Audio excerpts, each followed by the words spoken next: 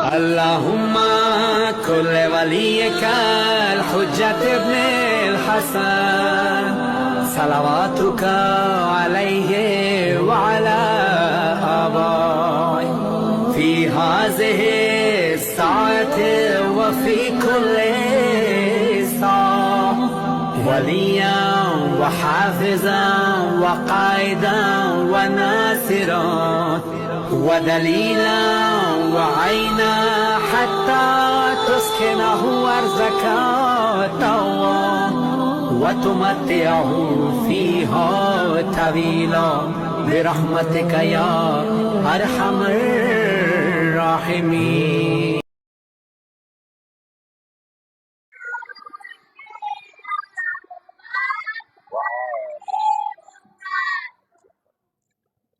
اعوذ باللہ من الشیطان اللعین الرجیم بسم اللہ الرحمن الرحیم الحمدللہ رب العالمین والعاقبۃ للمتقین الصلاۃ والسلام علی اشرف الانبیاء والمرسلین خاتم النبیین رحمۃ للعالمین سیدنا و مولانا و مولا الثقلین جد الحسن والحسین ابی القاسم محمد اللہم صلی علی محمد وعلی محمد وعجل فرمائے وآل بیتہ الطیبین الطاہرین المعصومین المظلومین ولعنۃ اللہ علی اعدائہم اجمعین من یومنا ھذا الی قیام یوم الدین. اما بعد فقد قال اللہ سبحانہ وتعالی فی محکم کتابہ المجید وفرقان الحمید وہو قول الحق. بسم اللہ الرحمن الرحیم. ان الدین عند اللہ الاسلام. صلوات پڑھے محمد و آل محمد.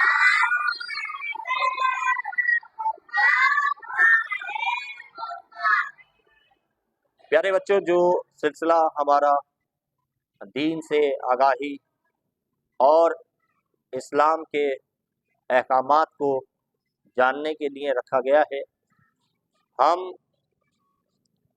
یہاں دین سے متعلق جو الہی احکام ہم تک قرآن مجید کے ذریعے سے اور اللہ کے رسول خاتم النبیین حضرت محمد مصطفیٰ صلی اللہ علیہ وآلہ وسلم کے ذریعے سے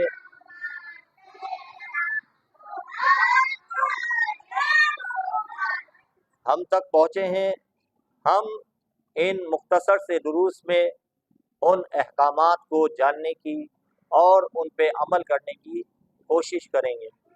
لہٰذا آج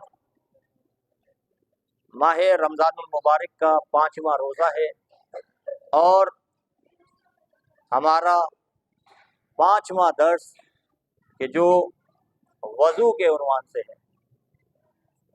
وضو نماز کے لیے بہت لازمی اور اہم ہے. اگر ہمارا وضو صحیح نہیں ہوگا تو ہمارے دیگر اعمال جو ہیں وہ بھی صحیح نہیں ہوں گے. وضو بہت اہمیت کا حامل ہے، لہذا آج ہم شرائط وضو کے بارے میں جانیں گے کہ وضو کی شرائط کیا ہے، کیا شرطیں ہیں کہ جن کے بعد اگر ہم ان شرطوں کو ملحوظ خاطر رکھیں، ان شرطوں کو پورا کریں تو ہمارا وضو جو ہے وہ صحیح تسلیم کیا جائے گا. اور اگر ہم ان شرطوں پہ عمل پیرا نہ کریں، ان شرطوں کو پورا نہ کریں تو ہمارا وضو کیا ہوگا؟ ناقص ہو جائے گا، باطل ہو جائے گا. تو آج ہم چنیدہ کچھ شرطوں کو آج کے درس میں جانیں گے کہ وضو کے شرائط کیا ہیں اور ہم نے کس طریقے سے اپنے وضو کو صحیح طریقے سے انجام دے کر الہی پیغام کو اپنی زندگی میں اس طریقے سے عمل پیرا کرنا ہے کہ جیسے ہمارے پروردگار ہم سے چاہتا ہے. سب سے پہلا جو وضو کے لیے شرط رکھی گئی ہے وہ ہے پانی کا پاک ہونا. سب سے پہلی شرط کیا ہے؟ پانی جس پانی سے آپ وضو کر رہے ہو وہ پانی کیسا ہو؟ پاک ہو. پہلی شرط کیا ہے؟ پانی پاک ہو. پاک ہونے سے کیا مراد ہے؟ یعنی پانی نجس نہ ہو، ایسا نہ ہو کہ اس میں کوئی جانور گر کے مر گیا ہو۔ اب اگر کسی پانی میں جانور گر کے مر گیا ہے یا کسی جانور کی کوئی غلاظت گر گئی ہے تو وہ پانی کیا ہو جاتا ہے؟ نجس ہو جاتا ہے۔ تو اب اس پانی کو کس طریقے سے پاک کیا جائے، کیسے پاک کیا جائے، یہ ایک الگ حصہ ہے کہ اس کو کس طریقے سے پاک کیا جائے گا۔ اگر قلیل پانی میں کوئی چیز گر جائے، کوئی نجس چیز گر جائے تو اس کو پاک کرنے کا ایک الگ طریقہ ہے۔ لہذا پہلی شرط کیا ہے؟ پانی پاک ہونا چاہیے، پانی کیا ہو؟ نجس نہ ہو۔ پانی پاک ہوگا تو آپ کا وضو کیا ہوگا؟ صحیح ہوگا، قبول ہوگا۔ اور اگر پانی نجس ہوگا تو آپ کا وضو جو ہے وہ صحیح نہیں ہوگا۔ اسی وضو کی شرائط میں جو دوسری شرط ہے وہ ہے پانی مطلق ہو۔ مطلق ہو یعنی پانی خالص ہو۔ خالص ہو یعنی اس میں کوئی چیز ملی ہوئی نہ ہو، مضاف نہ ہو، مضاف نہ ہو۔ اب مثال میں آپ کو دوں، مثال کے طور پر ماہ صیام ہے، ماہ صیام میں روزے چل رہے ہیں اور روزوں میں آپ کے گھر میں شربت بنتے ہیں، سب گھروں میں شربت بنتے ہیں۔ اب پانی پاک بھی ہے لیکن اس میں نورس ملا دیا، شربت ملا دیا، اور اس کے بعد آپ اس سے کیا چاہیں کہ وضو کریں کہ پانی تو پاک ہے، تو کیا آپ اس سے پانی سے وضو کر سکتے ہیں جس میں لیمبو کا عرق ڈال دیا گیا ہو، جس میں لیمبو ڈال دیا گیا ہو، جس میں کوئی نورس یا شربت ڈال دیا گیا ہو، تو کیا ہم اس سے وضو کر سکتے ہیں؟ کہا نہیں کر سکتے۔ کیوں؟ کیونکہ پانی مطلق نہیں رہا، خالص نہیں رہا، پانی کیا ہو گیا؟ مضاف ہو گیا۔ پانی میں کوئی چیز مل گئی ہے، جب پانی میں کوئی چیز مل جائے اور وہ اپنی اصلیت کو کھو دے تو وہ پانی خالص پانی نہیں کہلاتا، مضاف پانی کہلاتا ہے۔ تو مضاف پانی سے وضو جائز نہیں ہے۔ یعنی اگر آپ چاہیں کہ شربت بہت ہی میٹھا ہے، بہت ہی پیارا ہے، اور ہم اس سے وضو کریں تو آپ کا وضو صحیح نہیں ہوگا۔ تیسری شرط کیا ہے؟ تیسری شرط یہ ہے کہ پانی مباح ہو۔ مباح سے کیا مراد ہے؟ مباح ہو یعنی غصبی نہ ہو۔ غصبی سے مراد کیا ہے؟ یعنی چوری کیا ہوا نہ ہو۔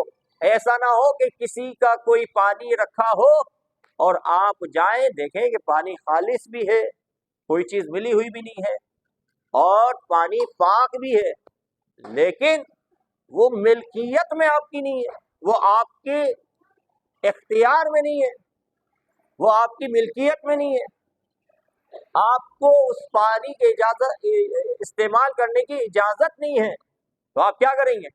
آپ اس پانی سے وضو کریں گے تو آپ کا وضو صحیح ہوگا۔ وہ پانی غصبی ہے، مباح نہیں ہے، یعنی چوری کیا ہوا پانی ہے۔ تو جب چوری کیا ہوا پانی ہو تو اس سے انسان کا وضو باطل ہو جاتا ہے، وضو صحیح نہیں قرار دیا جاتا۔ اب اس وضو سے آپ نماز پڑھیں گے تو نماز بھی باطل، اور روزہ رکھیں گے تو روزہ رکھنا بھی باطل، حج کریں گے اس پانی سے، چوری کیے ہوئے پانی سے، سارے اعمال آپ کے باطل ہوتے چلے جائیں گے۔ یعنی کتنی حساسیت ہے کہ چھوٹی سی چیز میں اگر آپ اس پہ عمل نہ کریں، اس پہ توجہ نہ دیں، تو آپ کے کیا ہوں گے؟ اعمال کیا ہوں گے؟ باطل ہو جائیں گے۔ یعنی ہم اتنی زحمتیں بھی اٹھائیں، اتنی مشقتیں بھی اٹھائیں، اور اگر ہم ذرا سا دین کا مسئلہ نہیں سمجھیں تو ہماری عبادتیں ضائع ہو جائیں گی، ہمارے اعمال بیکار ہو جائیں گے۔ تو وضو کے پانی کے لیے شرط کیا ہے؟ کہ پانی مباح ہو، چوری کیا ہوا پانی نہ ہو۔ پھر جس برتن میں پانی ہے وہ برتن بھی کیا ہو؟ پاک ہو، وہ برتن بھی کیا ہو؟ پاک ہو۔ یعنی ایسا نہیں ہو کہ آپ ایک برتن لائے اور وہ برتن کس چیز کا تھا؟ چوری کیا ہوا برتن تھا۔ پانی کا برتن کیا تھا؟ چوری کیا ہوا تھا، ایک جگ لیا آپ نے، وہ کہیں سے چوری کیا ہوا آیا تھا، آپ نے اس میں پانی ڈالا، پانی صاف بھی ہے، پانی مباح بھی ہے، اور پانی خالص بھی ہے، پاک بھی ہے، خالص بھی ہے، مباح بھی ہے، لیکن جس برتن میں ہے وہ برتن پاک نہیں ہے یا وہ برتن مباح نہیں ہے، تو کیا ہوگا؟ آپ کا وضو کیا ہوگا؟ باطل ہو جائے گا، ناقص ہو جائے گا۔ ایک شرط کیا ہے کہ پانی کا برتن جو ہے، جس میں جو پانی ہے وہ پاک بھی ہو اور مباح بھی ہو۔ تیسری شرط کیا ہے برتن کے لیے؟ پانی کا برتن سونے اور چاندی کا بنا ہوا نہ ہو، یعنی ایسا ہو کہ ایک آپ کو چاندی کا برتن، ایک جگ ملا، پرانے زمانے میں چاندی اور سونے کے برتن ہوتے تھے، اب آپ کو جو پانی کا برتن ملا، جو جگ ملا، وہ کیا ہے؟ سونے کا ہے یا چاندی کا ہے؟ اب وہ پانی بھی پاک، پانی بھی خالص، پانی بھی مباح، لیکن برتن جو ہے وہ چوری کا بھی نہیں ہے، مباح بھی ہے، لیکن کس چیز کا بنا ہوا ہے؟ سونے یا چاندی کا بنا ہوا ہے۔ اب دیکھیں کتنی شرطیں ہیں، پانی بھی ہمارے پاس پاک، برتن بھی پاک، برتن بھی مباح، چوری کا بھی نہیں ہے، پانی بھی مطلق ہے، مضاف نہیں ہے، مباح ہے، چوری کیا ہوا نہیں ہے، لیکن برتن کیسا ہے؟ وہ سونے اور چاندی کا ہے۔ اب سونے اور چاندی کے برتن سے اگر آپ وضو کرنے کے لیے پانی لیں گے تو آپ کا وضو کیا ہوگا؟ باطل ہو جائے گا، قبول نہیں ہوگا۔ تو لہذا پانی کے برتن کا سونے اور چاندی کا نہ ہونا شرط ہے وضو کے صحیح ہونے کے لیے۔ پھر ہمارے پاس جو شرط آتی ہے وہ وضو کے صحیح ہونے میں وہ ہے کہ جن مقامات پر آپ وضو کر رہے ہیں اسے کہتے ہیں جائے وضو، مقام وضو، وضو کا جو مقام ہے وہ بھی پاک ہونا چاہیے، وضو کا مقام جو ہے وہ بھی پاک ہونا چاہیے۔ مثال کے طور پر اگر آپ ایسی جگہ پر، ایسے ٹوائلٹ میں، ایسے واش روم میں وضو کر رہے ہیں کہ جہاں پہ آپ کے پاس ایک جگہ ہے، لیکن وہ جگہ جو ہے اگر وہ نجس ہے اور آپ وضو کر رہے ہیں اور وضو کے پانی کی چھینٹیں زمین پہ پڑ کے آپ کے کپڑوں پہ آ رہی ہیں، آپ کے جسم پہ آ رہی ہیں، تو وہ وضو آپ کا باطل قرار دیا جائے گا، وہ آپ کا وضو جو ہے درست تسلیم نہیں کیا جائے گا، کیونکہ جس جگہ پر آپ وضو کر رہے ہیں وہ جگہ نجس ہے، نجس جگہ پر آپ کا وضو صحیح نہیں ہے۔ جائے وضو کا، وضو کے مقام کا، وضو کی جگہ کا پاک ہونا شرط صحت وضو ہے، یعنی وضو کے صحت کی شرط کیا ہے کہ جس جگہ وضو کرے وہ کیا ہو؟ پاک ہو۔ پھر اس کے بعد جب آپ نے دیکھا پانی بھی پاک، پانی کا برتن بھی پاک، پانی کی جگہ بھی پاک، کہ جہاں جگہ جس جگہ پہ وضو کر رہے ہیں وہ بھی پاک، تو پھر ہم نے دیکھا کہ اب جن اعضاء پر، جن حصوں پر ہم نے وضو کرنا ہے وہ اعضاء بھی پاک ہونے چاہیے، وہ اجزاء بھی پاک ہونے چاہیے۔ مثال کے طور پہ اگر آپ نے ہاتھوں کو دھونا ہے وضو میں تو آپ کے ہاتھ کیا ہوں؟ پاک ہوں۔ ایسا نہیں ہو کہ ہم اگر کسی بچے کو اٹھاتے ہیں اور اس بچے نے اگر کوئی ایسا عمل کیا ہوا ہے کہ جس کی تری جو ہے آپ کے کپڑوں پہ، آپ کے ہاتھوں پہ لگ جاتی ہے اور آپ کے ہاتھ جو ہیں وہ نجس ہو جاتے ہیں، تو پہلے آپ کو چاہیے کہ پہلے آپ اپنے اعضائے وضو کو پاک کریں، صاف کریں، اسے پاک کریں، ہاتھوں کو پاک کریں۔ پیروں پہ اگر آپ کہیں جا رہے ہیں اور کہیں نجاست پڑی ہوئی ہے، کیونکہ آپ نے پیروں کا مسح کرنا ہے اور آپ کے پیر اس نجاست میں پڑ گئے، آپ کے پیر اس نجاست میں لگ گئے اور آپ کے لیے وضو کا وقت ہوا اور آپ ڈائریکٹ وضو کرنے لگے، آپ نے پیروں کو پاک نہیں کیا، ہاتھوں کو پاک نہیں کیا اور آپ نے ڈائریکٹلی وضو کیا، تو آپ کا وضو جو ہے وہ کیا شمار ہوگا؟ باطل شمار ہوگا، کیونکہ شرط صحت وضو کے لیے ضروری ہے کہ اعضائے وضو کا پاک ہونا۔ جس اعضاء پر آپ نے وضو کرنا ہے وہ آپ کے اعضاء کیا ہو؟ پاک ہو۔ پھر انہی شرائط میں ایک شرط ہے آپ سمجھ رہے ہیں وضو کی شرائط کتنی ہے کہ ہم اگر ان وضو کی شرائطوں کو عمل پیرا نہ ہوں گے تو ہمارا وضو کیا ہو جائے گا؟ باطل ہو جائے گا۔ اب آپ نے دیکھا ہمارے پاس پانی بھی پاک، پانی بھی مطلق، پانی بھی خالص مباح، پانی کا برتن بھی پاک، پانی کی جگہ بھی پاک، لیکن اب کیا ہوا کہ اعضاء، جن اعضاء پر وضو کرنا ہے وہ اعضاء بھی پاک ہیں، ساری چیزیں ہیں ہمارے پاس، لیکن ہم نے جب وضو کیا تو ہم نے ترتیب کے ساتھ وضو نہیں کیا۔ شرط وضو یہ ہے کہ وضو میں ترتیب ہونی چاہیے۔ ترتیب کیا ہے؟ ترتیب یعنی وضو کی جو ترتیب ہے ان ترتیب کے ساتھ وضو کریں۔ مثال کے طور پہ ایسا ہے نہیں ہو سکتا کہ پہلے ہم ہاتھ دھوئیں اور بعد میں منہ دھوئیں، منہ پہلے دھویا جائے گا، ہاتھ بعد میں دھوئے جائیں گے، یا ایسا نہیں ہو سکتا کہ پہلے ہم پیروں کا مسح کریں اور بعد میں سر کا مسح کریں۔ بھائی جتنے وضو کے اجزاء ہیں ہم وہ تو انجام دے رہے ہیں، لیکن کیا ہے بغیر ترتیب کے دے رہے ہیں۔ اگر ترتیب نہیں ہوگی تو ہمارا وضو کیا ہوگا؟ باطل ہو جائے گا۔ یا مثال کے طور پر پہلے آپ نے کون سے ہاتھ کو دھونا ہے؟ سیدھے ہاتھ کو دھونا ہے۔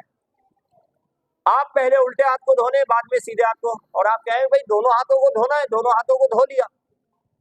ہاتھ تو دھلیں گے لیکن کیا ہوگا؟ ترتیب نہیں ہوگی۔ اگر ترتیب نہیں ہوگی تو آپ کا وضو کیا ہوگا؟ باطل ہو جائے گا۔